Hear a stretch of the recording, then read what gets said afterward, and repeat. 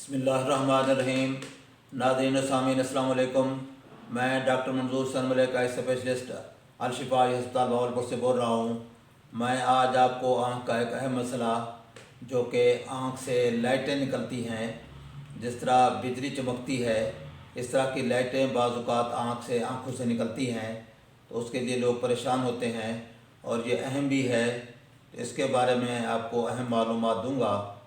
तो इस सिलसिले में ये है कि जैसा कि आपको मैंने पहले भी आँख का स्ट्रक्चर कई दफ़ा बताया है, तो ये आँख का अगला हिस्सा जो है ब्लैक जो होता है इसको हम कार्निया कहते हैं, और इसके बाद जो पिछला ये हिस्सा जो है वाइट जो नज़र आता है ये स्क्लेरा कहलाता है। इसके अंदर स्क्लेरा के अंदर यूवियल टिश्यू है, सिली बॉडी है, आयरस है, ये लेंस है कुदरती जो होता है, और उसके पीछे फिर ये यूवियल टिश्यू और इसके अंदर रेटिना होता है यहाँ पे। तो रेटिना के अंदर जो ये कैविटी है पिछला हिस्सा, इसमें एक कुदरती जेलीनुमा स्ट्रक्चर है जिसे हम विट्रियस कहते हैं। अगले हिस्से में जहाँ पर पानी होता है जिसे हम एक्वस ह्यूमर कहते हैं, जो सिली बॉडी पैदा करती है और ये काला मोतिया का बायस बनता है। और लेंस के पीछे ये जेलीनुमा जो स्ट्रक्चर है यहाँ तक ये सारा, ये विट्रियस इसको हम कहते हैं। ये जेलीनुमा स्ट्रक्चर है और इसका ये फ़ायदा होता है कि ये कुशन की तरह काम करता है। जो आँख के अंदर के नाजुक जो पर्दे हैं उनको ये सपोर्ट प्रोवाइड करता है, और इसके अलावा इन पर्दों को न्यूट्रिशन भी प्रोवाइड करता है अंदर की तरफ से। तो ये एक लिहाज से बहुत अहम जेली है जो कि बाज़-औक़ात एज के साथ इसमें प्रॉब्लम आते हैं, तो जिसको जैसे फिर मैं आपको एक्सप्लेन करता हूँ आगे। तो ये जेली आमतौर पर अटैच होती है इसका अगला जो हिस्सा है इसको हम एंटीरियर विट्रियस फेस कहते हैं, जो लेंस के पीछे और सिली बॉडी के पीछे और यहाँ तक जो है इसको हम विट्रियस फेस कहते हैं। और जो पिछला हिस्सा है इसको पोस्टीरियर विट्रियस फेस कहेंगे।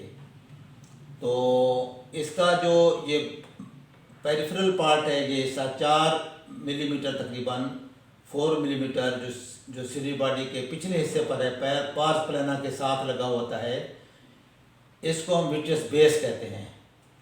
तो ये विट्रियस बेस है, ये एंटीरियर विट्रियस फेस है, ये पोस्टीरियर विट्रियस फेस। इस विट्रियस के मुख्तलिफ यानी इसके नाम हो गए, हिस्से हो गए। तो विट्रियस अब इसका अपना स्ट्रक्चर है वो बाहर की तरफ ये थोड़ा टफ होता है जिसे हम कार्टेक्स कहते हैं, बाहर वाले हिस्से को, और अंदर जो हिस्सा है इसको हम आमतौर पर न्यूक्लियस कह सकते हैं या इसका विट्रियस बॉडी कह सकते हैं, अंदर वाला हिस्सा जो है। तो ये इसको न्यूक्लियस कहें, और बाहर वाला हिस्सा जो है ये जो है ज़्यादा टफ है, ज़्यादा फाइबर्स हैं इसके अंदर, और इसको हम कार्टेक्स कहते हैं। तो अब विट्रियस की जो अटैचमेंट्स हैं वो कहाँ कहाँ पर हैं। तो ये जो विट्रियस बॉडी है ये एक तो लेंस के पीछे अटैच होती है, क्योंकि इसकी डेवलपमेंट जो है ना लेंस के बैक साइड पे, और जो ऑप्टिक नर्व है वहाँ से वेसल्स होती हैं जो कि बाद में ओब्लिटेट हो जाती हैं पैदाइशी तौर पर, इनकी यहाँ से विट्रियस के अंदर, तो विट्रियस की अटैचमेंट यहाँ रहती है। तो विट्रियस एक तो लेंस के पीछे, मोतिया वाले लेंस के पीछे अटैच होता है। दूसरा ये ऑप्टिक नर्व जो हमारी नज़र की वायर है जो यहाँ से नज़र की इम्पल्सेस ले जाती है ब्रेन की तरफ, उसके अराउंड इसकी अटैचमेंट है। इसके अलावा मैकुला पे भी इसकी अटैचमेंट है, जो अहम तरीन हिस्सा होता है नज़र का, पर्दे का अहम तरीन हिस्सा जिसे हम मैकुला कहते हैं, उसके साथ भी, उसके अराउंड भी विट्रियस कुछ अटैच होता है। इसके अलावा इसकी अटैचमेंट्स होती हैं जहाँ पे ब्लड वेसल जा रही हैं, ये रेटिना की सरफेस को जो सप्लाई कर रही हैं, तो ये इनके साथ जहाँ पे सप्लाई होती है, तो ये ब्लड वेसल के साथ भी, रेटिनल ब्लड वेसल के साथ भी इसकी विट्रियस की बाहर अटैचमेंट होती है, क्योंकि रेटिना की सरफेस पर जो ब्लड वेसल हैं, तो इसकी जो पोस्टीरियर विट्रियस फेस है उनके साथ भी इसकी अटैचमेंट होती है, ब्लड वेसल के साथ भी।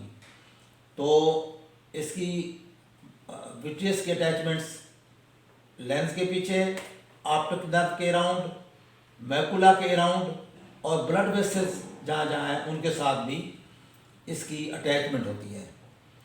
तो कुछ बीमारियां हैं या कुछ फैक्टर्स हैं जिसकी वजह से विट्रियस जो है वो अंदर का जो हिस्सा है इसका, वो जेली की बजाय वाटरी बन जाता है, पानी की तरह वो हल हो जाता है, यानी वो लिक्विफाई हो जाता है। पहले तो ये जेली की तरह बाकायदा शेप्ड होता है, इसकी बॉडी है पूरा, जिस तरह जेली को हम थाली में रखें तो उसकी शेप अख्तियार कर लेता है, प्याली में रखेंगे तो प्याली की शक्ल अख्तियार कर लेती है जेली।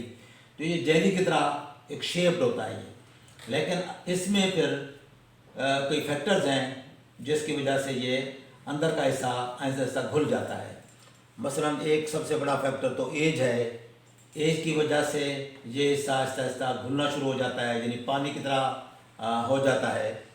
और इसके अलावा चोट लगने से हो सकता है। इसके अलावा मायोपिया में, हाई मायोप्स में, जो माइनस नंबर वाले लोग हैं उनकी चूँकि आँख बड़ी होती है तो उनका विट्रियस भी जल्दी अंदर के सेंटर से ये घुलना शुरू हो जाता है और वाटरी हो जाता है।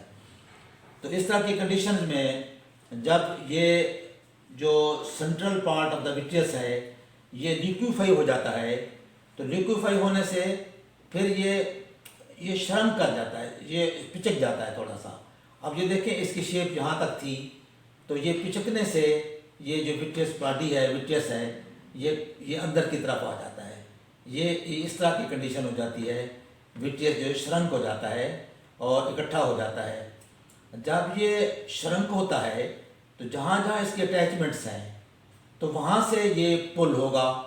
पुल करने से अगर ये ब्लड वेसल के साथ अटैच था तो श्रंक होने से वो ब्लड वेसल रप्चर हो सकती है।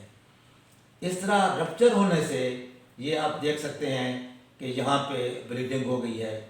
तो इस विट्रियस के कोलैप्स होने की वजह से फिर विट्रियस के अंदर हेमरेज आ सकता है, ब्लीडिंग हो सकती है, जिसकी वजह से हमें नज़र भी कम आएगा पहले शुरू में, और फिर ये फ्लोटर्स बन जाते हैं।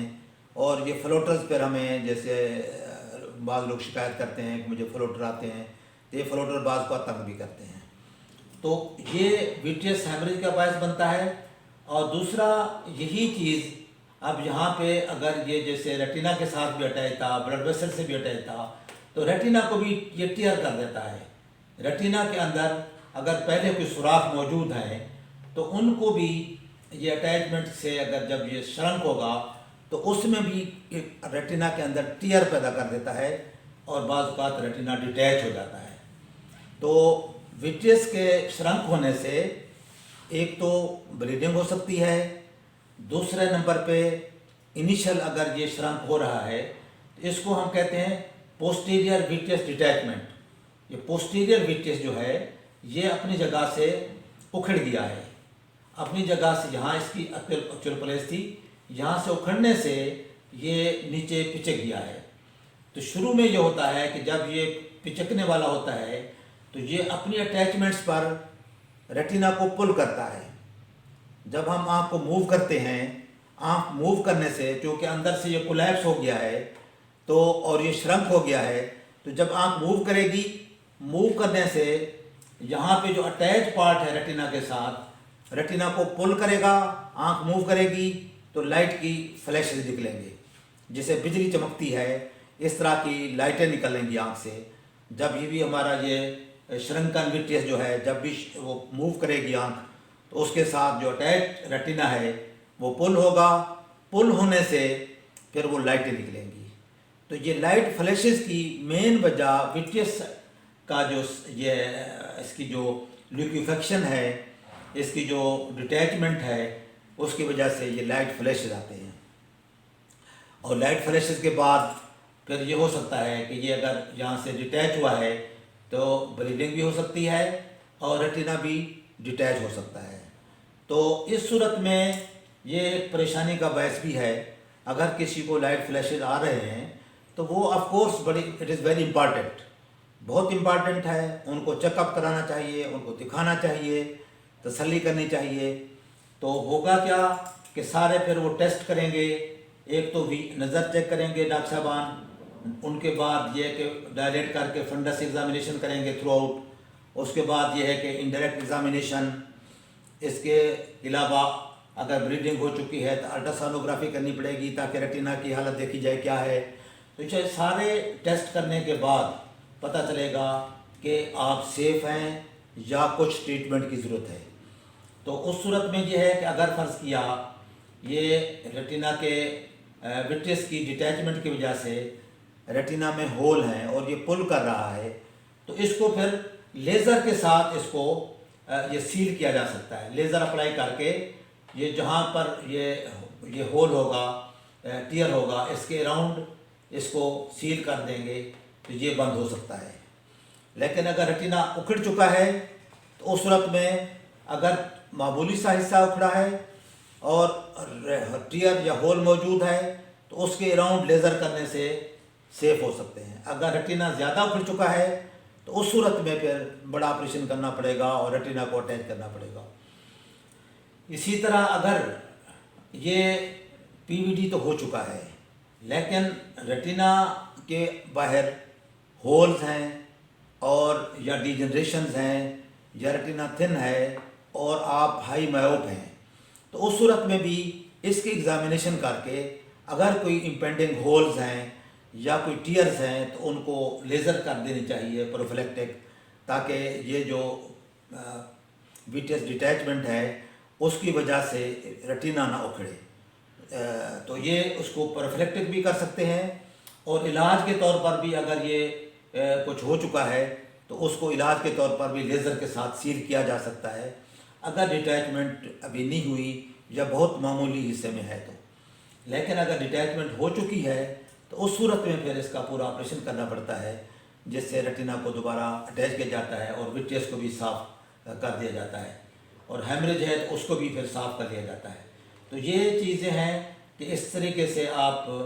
अच्छा, दूसरी सूरत यह है कि अगर फ़र्ज़ किया हल्की फुल्की आपको ये विट्रियस डिटैचमेंट तो है लेकिन आपका डॉक्टर आपको चेक करता है, आप हाइपरमेट्रोप हैं, प्लस ग्लासेस वाले हैं, या आपका नंबर कोई नहीं है, हाई मायोप नहीं है, आपका पर्दा जो है पेरिफेरल रेटिना बिल्कुल क्लियर है, उसमें कोई होल, कोई टीयर्स, कोई डिजनरेशंस नहीं हैं और आप मायोप भी नहीं हैं और आप में फैमिली हिस्ट्री डिटैचमेंट की नहीं है या दूसरी आंख में डिटैचमेंट नहीं हो चुकी और आप बिल्कुल क्लियर आपका रेटिना है, तो उस सूरत में अगर आपको फिर भी हल्के फुल्के को फ्लैशेज आ रहे हैं तो वो फिर आप इसको आपके डॉक्टर के एडवाइस से आप उसको मतलब परेशान ना हों, क्योंकि डॉक्टर साहब ने तसल्ली कर ली है कि आप में कोई वो नहीं है, सुराख नहीं है, कोई पर्दे में डिफेक्ट नहीं है, कोई इम्पेंडिंग डिटैचमेंट का डर नहीं है, कोई ख़तरा नहीं है और आप में वो फैक्टर्स भी नहीं पाए जाते जिसमें डिटैचमेंट के चांसेस हों या टीयर वगैरह हों। तो उस सूरत में आप परेशान ना हों। उस सूरत में यह है कि आपका ये जो हल्के फुल्के फ्लैशेज़ हैं बाज़ बात ये सिम्टोमेटिक होते हैं, ऐसे हो जाते हैं और ये ठीक हो जाते हैं। बाकी अगर फ्लोटर्स हैं तो फ्लोटर्स अगर थोड़े बहुत हैं तो उनका कोई हर्ज नहीं, लेकिन आपने अगर अचानक हुए हैं इस तरह जैसे मैंने बयान किया है और साथ फ्लैशेस भी थे तो आपने चेकअप करा लिया, उसका इलाज या तो करा लेंगे लेकिन इसकी तसल्ली ज़रूर करनी चाहिए, क्योंकि इस सूरत में खुदा न खास्ता ये चीज़ आगे रेटिनल डिटैचमेंट की तरफ जा सकती है। इस तरह के जो लाइट फ्लैशेस हैं वो इम्पॉर्टेंट हैं, लेकिन अगर आपने तसल्ली करा ली है, आपके डॉक्टर ने तसल्ली करके बता दिया है कि कोई रेटिना में कोई प्रॉब्लम नहीं है, रेटिना मजबूत है और मायोप्स भी नहीं है, हिस्ट्री भी नहीं है आपके डिटैचमेंट की, तो फिर आप तसल्ली रखें और उसको फिर आप थोड़ा इग्नोर भी करें। तो उम्मीद है कि ये इन्फॉर्मेशन आपको पसंद आई होंगी और उम्मीद है कि आप ये दोस्तों में भी शेयर करेंगे ताकि लोग भी इस्तेफादा कर सकें इससे। अस्सलाम वालेकुम रहमतुल्लाह।